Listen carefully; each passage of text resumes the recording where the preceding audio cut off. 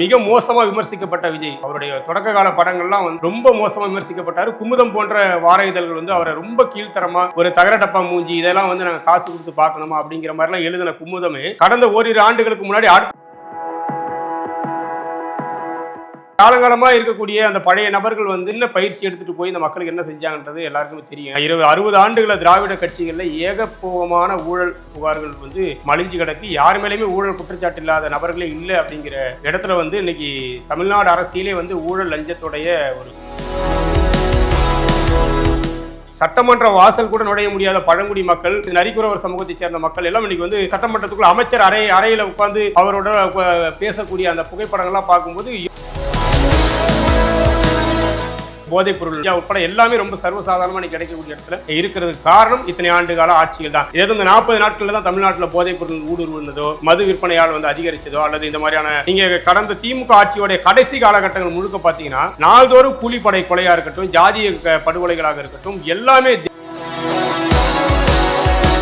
தாவேகா கொடுக்கப்பட்ட வாக்குறுதிகளை நிறைவேற்றுவதில் நிறைய சிக்கல் இருக்கு. அதுக்கு முதன்மையான காரணம் தமிழ்நாடு கஜானாவில் போதிய கையிருப்புகள் இல்லை அப்படிங்கிறது. கூடுதலாக உலக வங்கியில் அளவுக்கு அதிகமான கடன், கிட்டத்தட்ட 10 லட்சம் கோடிகளை கடன் வாங்கியிருக்கு தமிழ்நாடு அரசு. அந்த 10 லட்சம் கோடி கடன் எதற்காக பயன்படுத்தப்பட்டிருக்கு அப்படிங்கிற ஒரு விஷயத்தை வெளிப்படையாக பேச வேண்டியிருக்கு. நீங்க தமிழ்நாட்டில் 10 லட்சம் கோடிக்கான உள்கட்டமைப்புகள் செய்யப்பட்டிருக்கா, கடன் வாங்கப்படுதுன்னா அந்த கடன் எங்க இன்வெஸ்ட்மெண்ட் பண்ணப்பட்டிருக்கு அப்படிங்கிற ஒரு கேள்வி இருக்குல்ல. இப்போ இதுல என்னென்ன முறைகேடுகள் நடத்தப்பட்டிருக்கு அப்படிங்கிறத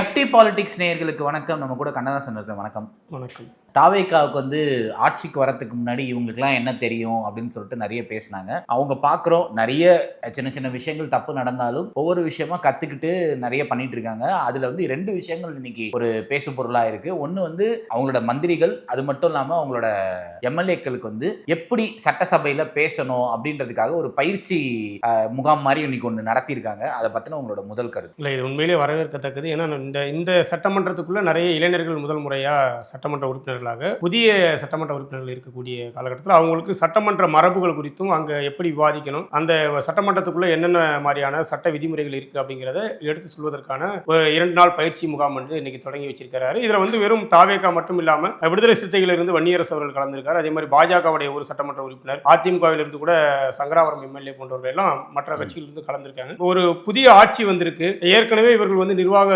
பார்வை இல்லை, இவங்க நிர்வாகத்தை எப்படி அணுகுவாங்க அப்படிங்கிற ஒரு கேள்வி எழுப்பிட்டு இருக்கும்போது இது போன்ற ஒரு முன்னெடுப்புகள், அவங்களுக்கான பயிற்சி வகுப்புகள் என்பது கட்டாயமா தேவைப்படுது. இது இன்னும் அவங்களை மெருகேற்றிக்க ஒரு வழி. இது எனக்கு நினைவு தெரிஞ்சு ஒரு ஆட்சி நம்ம இவரு ஓ பன்னீர்செல்வம் அவர்கள் முதலமைச்சரா ரிசைன் பண்ணதுக்கு அப்புறம் எடப்பாடி அவர்கள் இது பண்ணாரு. அப்போ திமுக எதிர்கட்சியா எப்படி இது பண்ணணும் அப்படின்னு சொல்லிட்டு ஒரு பயிற்சி முகாம் இதே மாதிரி பண்ணாங்க. அப்ப கருணாஸ் அவர்கள்லாம் கூட இது பண்ணியிருந்தாங்க. பட் இது வரவேற்கத்தக்க ஒரு விஷயம் தானே சார்? இது இல்ல, உண்மையிலே இது தேவையானது தானே. நீங்க எப்பவுமே பழைய ஆட்கள் மட்டுமே சட்டமன்றத்துக்குள்ள இருக்கணும், அதே பழைய நபர்கள் தான் ஆட்சி அதிகாரத்துக்கு வரணும் கிடையாது. புதியவர்கள் வருவாங்க, அவங்களுக்கான தேவையான பயிற்சிகளை அளிக்க வேண்டியது இந்த அரசோடைய கடமை.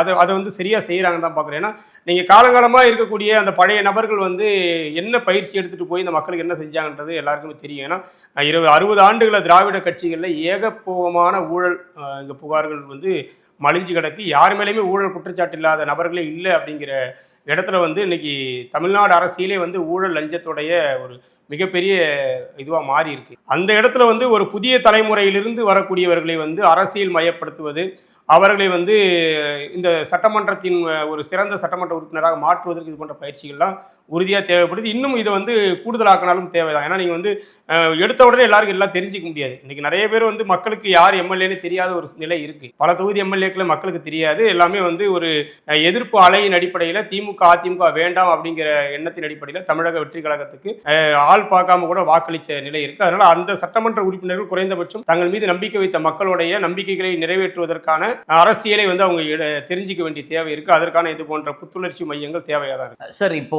அந்த இதுல முதலமைச்சர் அவர்கள் கலந்துக்கணும் அப்படின்னே கிடையாது. கண்டிப்பா. பட் இன்னைக்கு முதலமைச்சர் அவர்களும் கலந்துருக்காரு.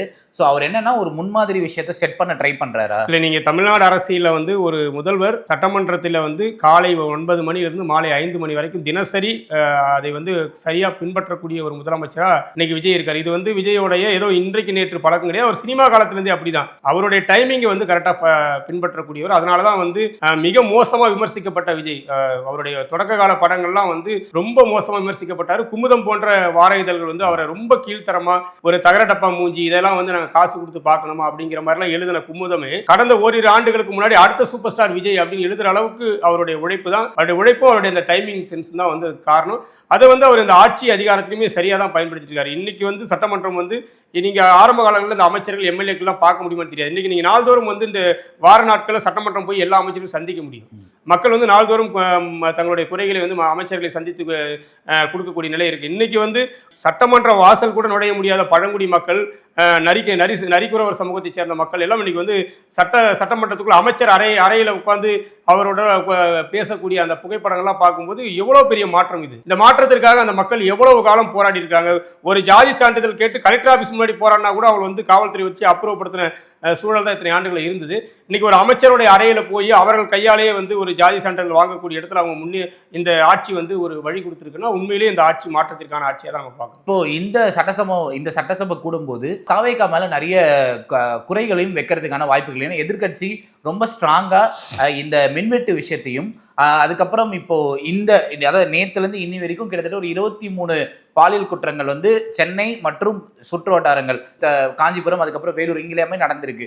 அப்படி இருக்கும்போது இது எல்லாமே சட்டசபையில ஒரு பெரிய விஷயமா இதுவாகும். அது மட்டும் இல்லாம எல்லாருமே கேட்கறது என்னன்னா, முதலமைச்சர் ஏன் பிரஸ்ஸை சந்திக்க மாட்டாரு அப்படின்னு சொல்லிட்டு, இதுக்கெல்லாமே அதுல பதில் இருக்குமா? இல்ல, ஆக்சுவலா ஒரு சிங்கப்பெண் அதிரடிப்படை தொடக்க நிகழ்விலே விஜய் வந்து இது போன்ற குற்றச்சாட்டுக்கு ரொம்ப தெளிவா ஒரு பதில் சொன்னார். இது வந்து தனி மனிதனுடைய ஒழுக்கம் சார்ந்தது மட்டும், அது ஒண்ணு. ரெண்டாவது வந்து இந்த மது போதைப் பொருட்கள்லாம் ஏதோ இன்னைக்கு நேற்று உருவானது கிடையாது. நீங்க நடக்கக்கூடிய அத்தனை சமூக சீரழிவுக்கும் மிக முக்கியமான காரணம் தமிழ்நாட்டில் மிக மோசமாக புறையோடி போயிருக்கக்கூடிய போதைப் பொருள் நடமாட்டம். நீங்கள் வந்து அது கஞ்சா உட்பட எல்லாமே ரொம்ப சர்வசாதாரணமாக கிடைக்கக்கூடிய இடத்துல இருக்கிறதுக்கு காரணம் இத்தனை ஆண்டு கால ஆட்சிகள் தான். இதே இந்த 40 நாட்களில் தான் தமிழ்நாட்டில் போதைப் பொருள் ஊடுருவதோ, மது விற்பனையால் வந்து அதிகரித்ததோ, அல்லது இந்த மாதிரியான நீங்கள் கடந்த திமுக ஆட்சியோடைய கடைசி காலகட்டங்கள் முழுக்க பார்த்தீங்கன்னா நாள்தோறும் கூலிப்படை கொலையாக இருக்கட்டும், ஜாதிய படுகொலைகளாக இருக்கட்டும், எல்லாமே தினசரி வந்து அது ஒரு சாதாரண நிகழ்வாகவே நடந்துகிட்டு இருந்துச்சு. இதையெல்லாம் அவங்க தடுக்க தவறினதோடைய விளைவு தான் இந்த ஒரு 40 நாட்கள் நடக்கக்கூடிய சம்பவங்களும் கூட. அதனால 40 நாட்கள்ல அவர்களால் முடிந்த வரை குற்றவாளிகளை கண்டறிஞ்சிருக்காங்க. இப்போ நீங்க கோவை சிறுமி பாலியல் வழக்கெல்லாம் உடனடியாக குற்றவாளிகள் கண்டறியப்பட்டு கைது செய்யப்பட்டதாக இருக்கட்டும், பல வழக்குகள் உடனடியாக குற்றவாளிகள் மீது நடவடிக்கை எடுக்கப்பட்டிருக்கு. இது எல்லாமே வந்து இவர்களுடைய குறைந்தபட்ச இவர்களால் என்ன முடியுமோ அதை வந்து செஞ்சிருக்காங்க. இன்னைக்கு சிங்கப்பெண் அதிரடிப்படை மூலமாக பல இடங்களில் வந்து இளம் மாணவிகள் குழந்தைகளுக்கு வந்து விழிப்புணர்வு ஊட்டக்கூடிய வேலைகளை இப்போ செஞ்சுக்கிட்டு இருக்காங்க. மெல்ல மெல்ல அதற்கான தீர்வுகளை அவர் நோக்கி நகருவாங்க அப்படின்னு நம்ம நம்புறோம். நீங்கள் சட்டமன்றத்தில் அதிகபட்சமாக வைக்கக்கூடிய எல்லா குற்றச்சாட்டுகளுக்கும் அவர்களிடம் பதில் இருக்கு. அதில் வந்து எந்த மாற்று கருத்தும் இல்லை. நீங்கள் வந்து இப்போ மின்சார பிரச்சனை இருக்குன்னா, கடந்த ஆட்சி காலங்களில் மின்சாரத்துறையில் ஏற்பட்டிருக்கக்கூடிய மிக மோசமான ஊழல் குற்றச்சாட்டுகளாக இருக்கட்டும், இன்னும் வந்து பணியாளர்கள் வந்து நிரப்பப்படாமல் இருக்காங்க. பல இடங்கள் வந்து மின் வாரியத்தில் வந்து பணியாளர் நியமனங்கள் நடத்தப்படலை, முறைகேடாக பல இடங்களில் வந்து பணியாளர் நியமனம் நடத்தப்பட்டது. இது போன்ற நிர்வாக சீர்கேடுகள் தான் வந்து இன்றைய சமீப காலத்தில், அதுவும் குறிப்பாக நீங்கள் இந்த கோடை காலங்களில் வந்து இந்த காற்று இந்த மாதிரி காலகட்டங்களில் பெரும்பாலும் வந்து இந்த மின்சார தட்டுப்பாடு அப்பப்போ இருக்கும். அது வந்து இன்னைக்கு பெருசாக்கப்படுது. ஏன்னா இன்னைக்கு இருக்கக்கூடிய மீடியாக்கள் அதிகமாக திமுகவுடைய கட்டுப்பாட்டில் இருக்கக்கூடிய மீடியாக்கள் எல்லாமே அதை பெருசுப்படுத்தி நாள்தோறும் அதை மீம்ஸ் ஆகும், அதே ஒரு பெரிய பேசுபொருளாக மாற்றிக்கிட்டு இருக்காங்க. அதற்கான தீர்வு தேவைப்படுது. மின்சார தட்டுப்பாடுகளை உடனடியாக களையப்பட வேண்டியது தேவையாக இருக்குது. சட்டமன்றத்தில் இதற்கான தெளிவான விளக்கத்தை வந்து முதல்வர் அவர்களும் அமைச்சர்களும் தெரிவிப்பாங்க நம்புகிறோம். சார், எனக்கு இன்னொன்றுமே கேட்க தோணுச்சு.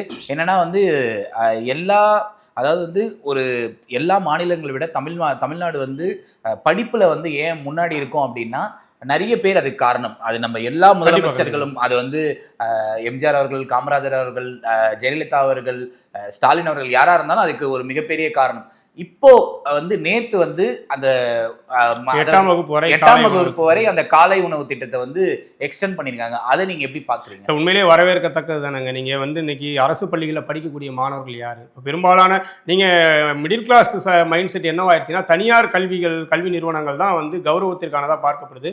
அவங்களுடைய குடும்பங்கள் வந்து இன்னைக்கு தனியார் கல்வி நிலையங்களை நோக்கி தான் நகர்ந்துட்டு இருக்காங்க. அப்போ அரசு பள்ளியில் படிக்கக்கூடியவர்கள் யாரா இருக்காங்கன்னா, அதிகபட்சமாக வந்து மிகவும் வறுமை கோட்டு கீழே இருக்கக்கூடிய மக்கள் தான் தங்களுடைய பிள்ளைகள் பிள்ளைகள் வந்து இன்னைக்கு அரசு பள்ளிகளை சேர்க்கிறாங்க. அவங்களுடைய அந்த சுமை, அவங்களுடைய வாழ்க்கை சுமைகளுக்கு இடையில அவங்க பிள்ளைகளை படிக்க வைக்கும்போது அவர்களுக்கு இது போன்ற அரசு பள்ளிகளில் சில சலுகைகள் கொடுக்கிறது. அது ஆரம்ப காலங்களில் காமராஜர் காலத்துக்கு முன்னாடி ஓமந்தூர் ராமசாமி ரெட்டியார் காலத்திலிருந்தே இந்த மாதிரியான நடைமுறைகள் வந்து பள்ளிகளில் உணவு திட்டங்கள் கொடுக்கறதா இருந்தது.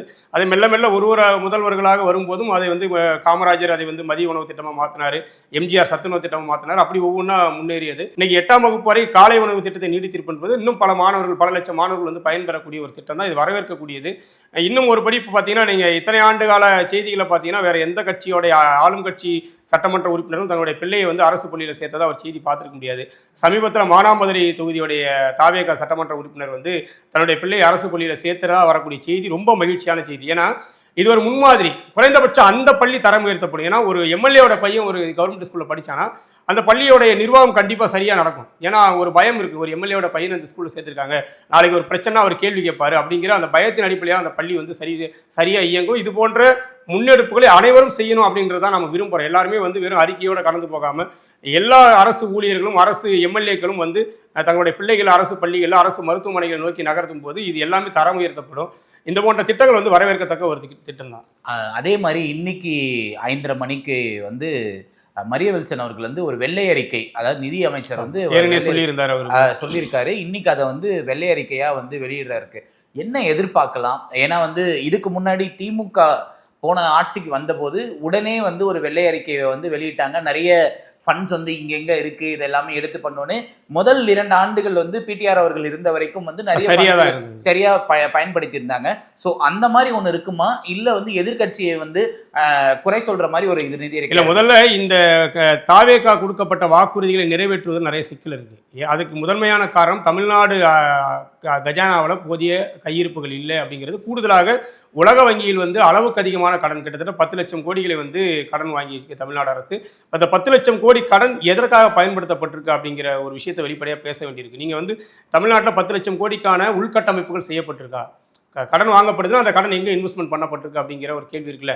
இப்போ இதில் என்னென்ன முறைகேடுகள் நடத்தப்பட்டிருக்கு அப்படிங்கிறத கண்டிப்பாக இந்த வெள்ளை அறிக்கை மூலமாக அவர் வெளிப்படுத்துவார் நினைக்கிறேன். மேலும் தமிழக வெற்றி கழகத்துடைய இந்த தேர்தல் அறிக்கைகள் நிறைவேற்றுவதில் என்னென்ன சிக்கல்கள் இருக்குது அப்படிங்கிறத மக்களுக்கு தெரியப்படுத்துறதுக்கு இந்த வெள்ளை அறிக்கைகள் கண்டிப்பாக பயன்படும். ஏன்னா நீங்கள் இப்போ ஸ்டாலின் முதலமைச்சர் ஆனதுக்கு பிறகு மகளிர் உரிமை தொகை 3 ஆண்டுகள் கழிச்சு தான் கொடுத்தாங்க. 2023 பாதியில் தான் வந்து அந்த திட்டமே கொண்டு வரப்படுது. ஆனால் இன்னைக்கு தமிழக வெற்றி கழகம் ஆட்சிக்கு வந்த நாள்ல இருந்தே நீங்கள் ஏன் மகளிர் உரிமை தொகை கொடுக்கல, மகளிர் உரிமை தொகை கொடுக்கல அப்படிங்கிற கேள்விகள் எழுப்பப்பட்டிருக்கு. அந்த கேள்விகளுக்கு எல்லாம் இடையில தான் வந்து மாதம் 1000 ரூபாய் என்கிற திட்டத்தையாக தொடர வச்சுட்டு இருக்காங்க. அப்போ இது போன்ற அவர்கள் கொடுக்கப்பட்ட நெருக்கடிகளுக்கு சரியான ஒரு பதிலாக இந்த வெள்ளை அறிக்கை இருக்கும் அப்படின்னு பார்க்குறோம். ரொம்ப நன்றின்னு நிறைய விஷயங்கள் பேசியிருக்கீங்க. மக்கள் என்ன சொல்றாங்க பார்ப்போம். நன்றி.